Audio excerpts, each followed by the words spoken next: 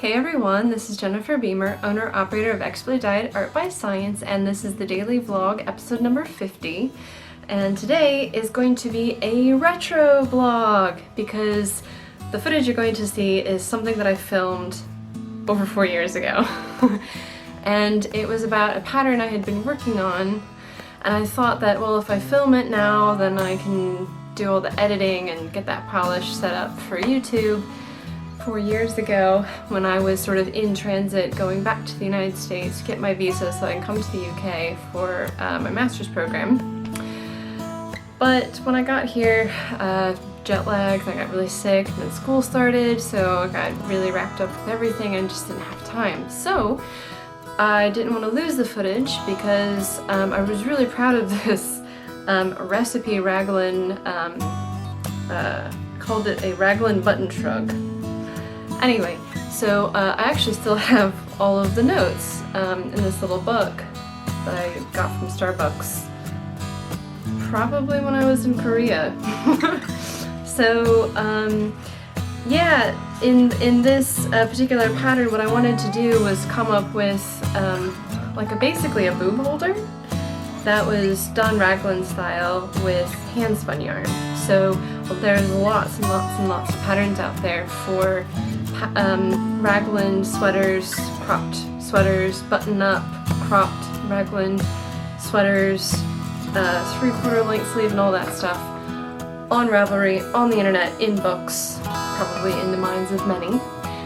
But I wanted to actually explore more with the hand-spun, because sometimes with the variation of hand-spun and also with beginners and their hand-spun, you kind of want a little bit more play with the design so that you're not necessarily stressed when you're producing the yarn to have it be absolutely consistent. So I thought that if I came up with a recipe so that not only would the construction form fit for whatever your need was, if you wanted more ease in the bust and less at the hip, or if you wanted more in the shoulders. I actually have quite broad shoulders for a woman, so that was one of the things I was thinking about when I was coming up with this recipe. I don't think I actually got around to formally typing this up because I had to look through all of the Expertly Dyed archives and I couldn't find anything. But in this little book I have written down all the knitting notes from many of my other projects involving handspun, and I'm gonna try to at least write this up so that I don't lose it. I've been tracking this for years. I've moved with it to multiple countries and I haven't lost it, which is kind of crazy. So yeah, go ahead and watch the rest of the video and let me know what you think. If you really are interested in this recipe cropped Raglan button-up, then let me know in the comments below and I will do my best to transcribe this, make it all pretty, maybe do some photos. The one catch is I'm probably going to have to test knit it again because I don't know what happened to the actual finished piece when I was done. I know I had it with me in the States, but for some reason it didn't make it with me to the UK, so I'm gonna have to do that. But I could also write up all the notes that I have, send it out there in a rough format, and let you guys knit it, give me some feedback, let me know what you think. And if you are interested in that aspect, please put it in the comments below, but it will be kind of a work in progress. If there's anything else related to this that I find, I will, of course, put that information in the description below. But until then, enjoy the following video, and I'll see you in the next episode. Bye!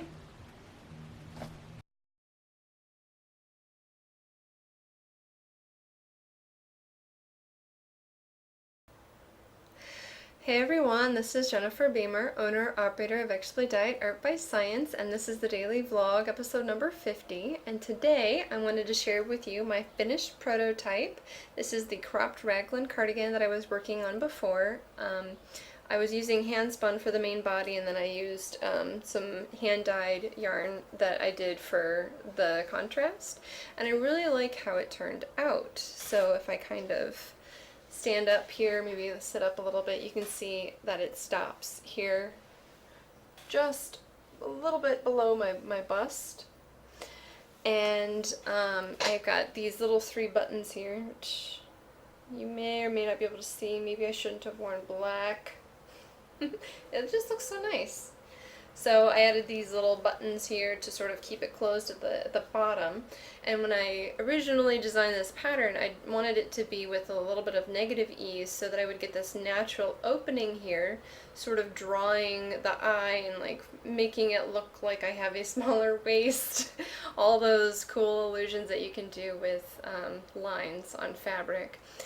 And I think it turned out really well because I didn't want to have to fuss with shaping with increases and decreases. I just wanted to focus on creating something that was going to fit me, and working on making the raglan so that it actually fit me around the shoulder and under the arm, because previous patterns that I've used, there was always something wrong, like it looked really big under here, or when I tried to get it the right size, it was either too tight in one spot or another. So basically, I've had some really bad luck making my own sweaters that are either way too big or way too small, and it's really like supposed to be a size difference, but it never turns out that way.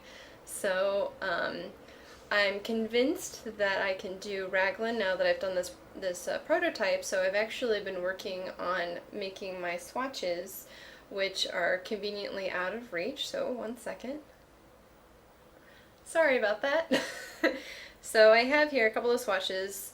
This was the first one that I did. I have a little book that has all kinds of like pictures for the different patterns, because sometimes you look at a pattern, you may not understand what it's supposed to look like. So this was one that really drew my attention. It's a herringbone rib, and I combined it in a couple of different ways. So here's the first one. This is just the plain herringbone rib.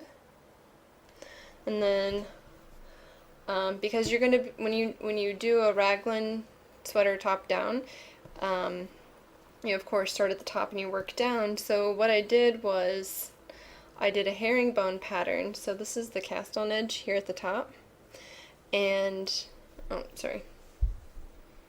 this is the cast on edge here at the top. And so what I did is I made the herringbone pattern make a V shape.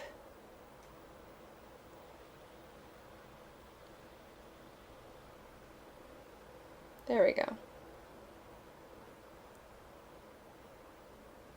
So I was playing around with ideas, so this may not be the final version, but I kind of had some yarn overs here in the middle to kind of accentuate the spine a little bit, and to play again with this idea of lines. So you have like one vertical line down the middle, and then you have all of these other lines sort of coming to converge on the middle line and making a V shape as it goes.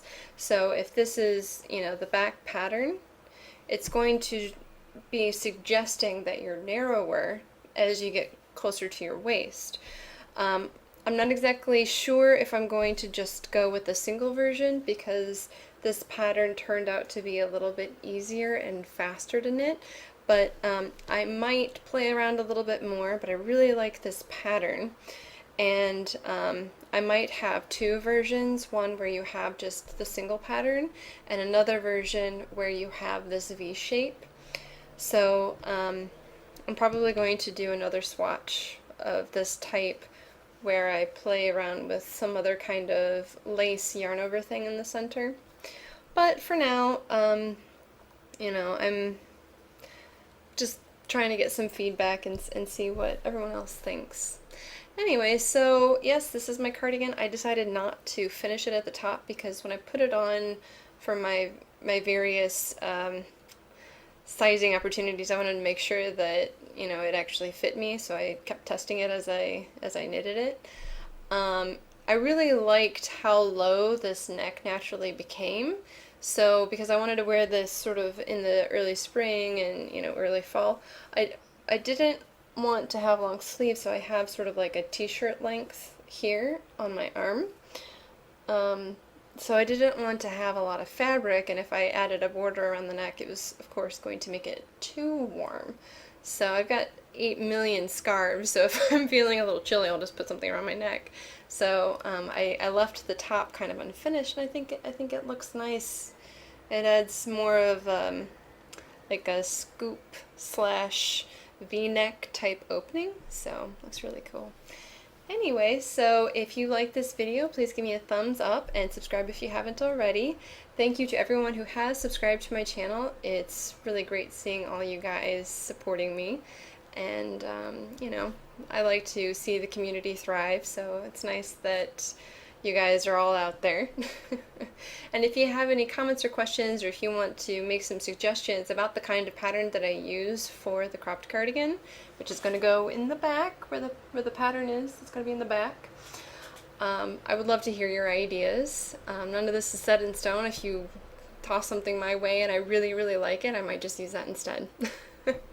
Anyway, I'll be back in the next video. Thanks for watching. Bye!